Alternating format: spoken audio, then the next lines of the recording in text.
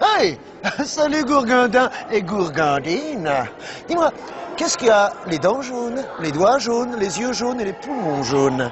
Un canari! Non, je plaisante. Un fumeur. Toi, peut-être. Est-ce que tu sais ce que c'est qu'un vrai fumeur?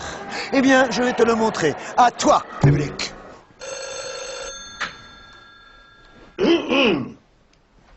Allô?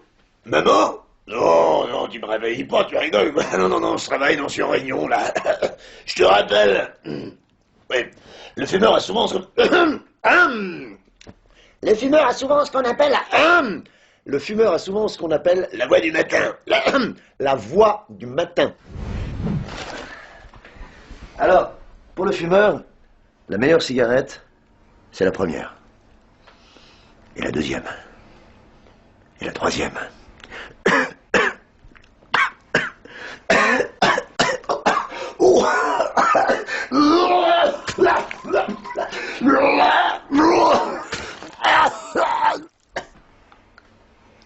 Oui, le fumeur tousse un peu. Le matin, seulement.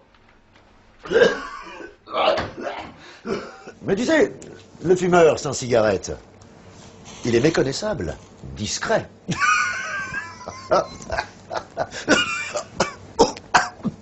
Une petite toux, le matin seulement. Le fumeur s'est employé les grands moyens pour son hygiène buccale. Ah non, qui est-ce qui s'est servi de ma brosse, les gars? On avait dit que pour les dents. Hey, ce sera pas de ma faute si on a les chiottes toutes jaunes, hein? Mesdames, messieurs, si je vous ai fait venir en urgence, c'est que nous avons un énorme problème. Nous avons plus de 60 tonnes de déchets toxiques sur les bras. De l'acétone, du cadmium, de l'ammoniac. Il faut absolument trouver une solution pour nous en débarrasser, et vite. J'attends vos propositions. On peut pas les envoyer dans une usine de retraitement? Non, non, non, trop cher. Faut faire comme la dernière fois, on achète un terrain et on les enfouit discrètement. Non mais c'est fini cette époque, on aura les écolos sur le dos en moins de 24 heures. Et les embarquer vers un pays moins regardant. Non mais c'est tout. Vous pouvez pas me trouver une solution plus simple, plus économique, plus efficace? Et si on les faisait avaler aux gens? Avaler. Mais c'est des trucs dégueulasses, ils vont s'en rendre compte. Non, non, non, à petite dose, un peu tous les jours. Ils se rendront compte de rien. Le tout, c'est de les habituer le plus tôt possible. Avec des jeunes, par exemple. Au marketing, les gars n'ont qu'à leur suggérer que c'est cool et rebelle. Ça marche à tous les coups. Mais ça se présenterait comment, votre truc, là? Je crois que je vois assez bien comment ça pourrait être. Arsenic, acétone, DDT, ammoniac, polonium 210. Fumer, c'est servir de décharge aux pires produits toxiques. Ne vous faites pas rouler par la cigarette. Ça va nous coûter combien, votre affaire? Bah rien. Les jeunes sont prêts à payer pour avaler ces merdes. I'm Mary, and I used to be a smoker. I want to give you some tips about getting ready in the morning. Learn your name. Then win. Then your head redefined. And now you're ready for the day.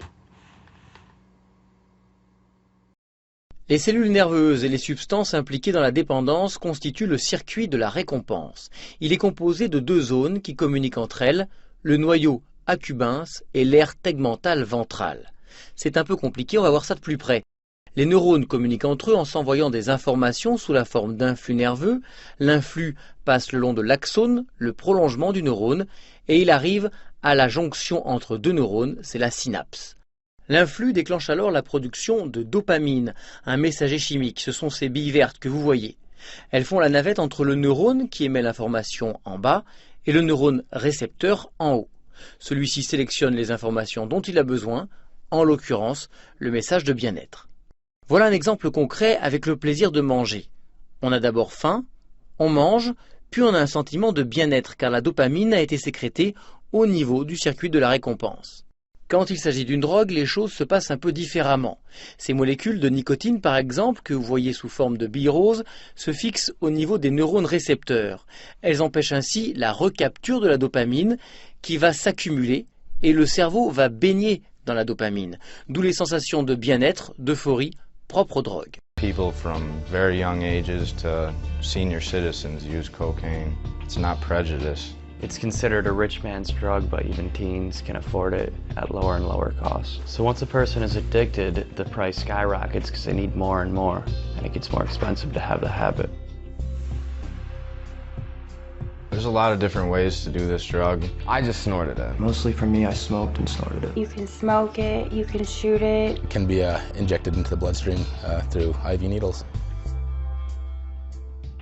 I was 14 when I first tried coke. The first time I did cocaine was when I was 16 years old. I was 18 years old. Just going to like house parties and hanging out with friends. I was with a bunch of friends. They were all doing ecstasy and coke and smoking pot, drinking. I was at a high school party where there was some older guys there and they had cocaine. And of course the older people, they're the cool people and they were going to the parties and they were doing the drugs. I was in such a crowd of like intelligent people and people with lots of money. Cocaine came into the picture and it was just one big kind of a party drug. You know, I'd do it once every month or so, and then as it progressed, I'd be doing it every other weekend. Within an 8-month span, I went from trying it a few times to becoming a weekly user, to eventually a daily user, and then to becoming a dealer. Once you start taking that stuff, like I said, you feel like a rock star. You feel invincible. You feel just nothing can touch you. You can make conversations, you're happy, but that's only for about a half hour. The night I first took it, I wanted more that entire night. With coke, it's like instant. Because it only lasts for 15-20 minutes and then you gotta have another line. And then I need some more because I'd start coming down. Son image a longtemps été liée à la fête et au show business. Aujourd'hui, elle a pénétré tous les milieux. La cocaïne est-elle devenue banale? C'est une drogue où on pense qu'on a le contrôle et en fait on contrôle plus rien. On est dans un autre monde et je ne pouvais plus continuer comme ça, quoi. Je profitais plus de la vie, je sniffais la vie. Je me suis demandé si j'allais me réveiller le lendemain matin. Je me suis dit, au secours. L'addiction à la cocaïne, le chanteur Renaud Hanson l'a connu pendant 17 années.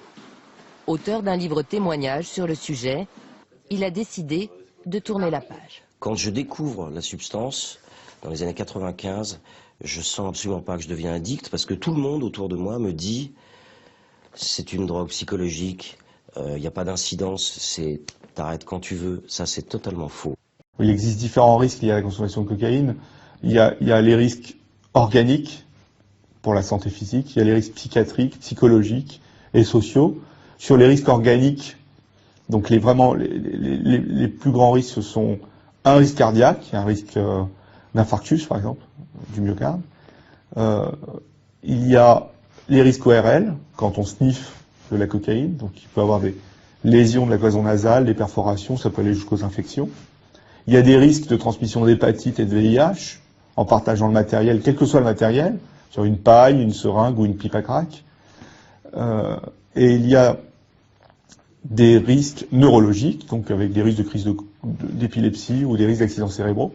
Sur le plan psychiatrique, il y a des risques de dépression, d'angoisse, d'attaques de panique, de phénomènes parano liés à la prise de cocaïne. Et sur le plan social, donc c'est les mêmes risques que pour les autres drogues en gros, c'est-à-dire qu'on peut être amené à se prostituer pour avoir de l'argent, pour avoir des produits, on peut voler, on peut faire des arnaques, enfin tout est possible au niveau social. On peut perdre son travail. La dépendance à la cocaïne est clairement définie. C'est une consommation qui est régulière, mais plutôt par cycle pour la cocaïne. Sur la cocaïne, on ne consomme pas forcément tous les jours. Mais c'est au moins 12 mois de consommation, avec des phénomènes de manque quand on n'en consomme pas, un phénomène de tolérance, c'est-à-dire qu'on va augmenter progressivement les doses de cocaïne pour retrouver les effets qu'on a eu la première fois, et on va avoir des complications qui peuvent être sociales, qui peuvent être psychologiques, psychiatriques, et surtout il y a quelque chose qui est important dans la dépendance à la cocaïne, c'est cette envie irrésistible de consommer, qu'on appelle craving. La dépendance s'installe rapidement et progressivement.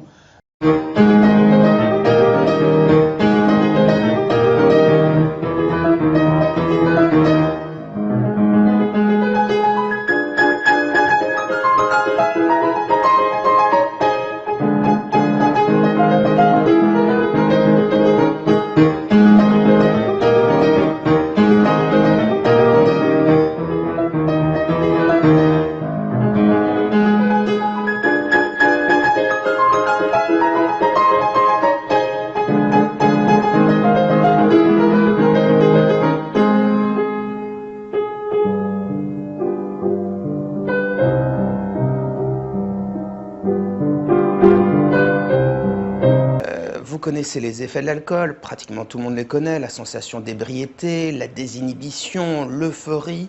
Mais ce qu'on mesure moins bien, ce sont toutes les conséquences négatives. Il y a en France 22 000 décès annuels liés à la consommation alcoolique.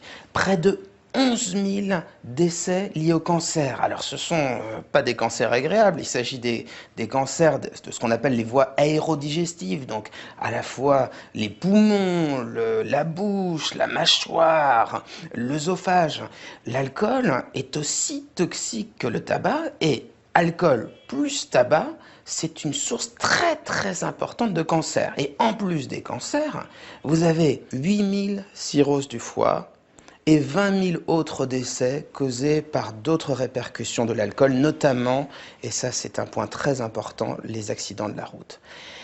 Et je ne vous parle pas de toutes les autres conséquences excessivement dangereuses de l'alcool, puisque ça pousse à des passages à l'acte en termes de violence, violence sexuelle, violence physique. Alors autant dire que l'alcool, et je ne parle même pas des accidents de la route, est un véritable fléau. Le problème, évidemment, c'est dès qu'on tient ce genre de discours, comme je vous le disais tout à l'heure, on passe pour un vieux con. Et pourtant, c'est la réalité, l'alcool est une drogue tout aussi dangereuse que les autres, voire même plus, puisqu'il y a une sorte de banalisation de sa consommation.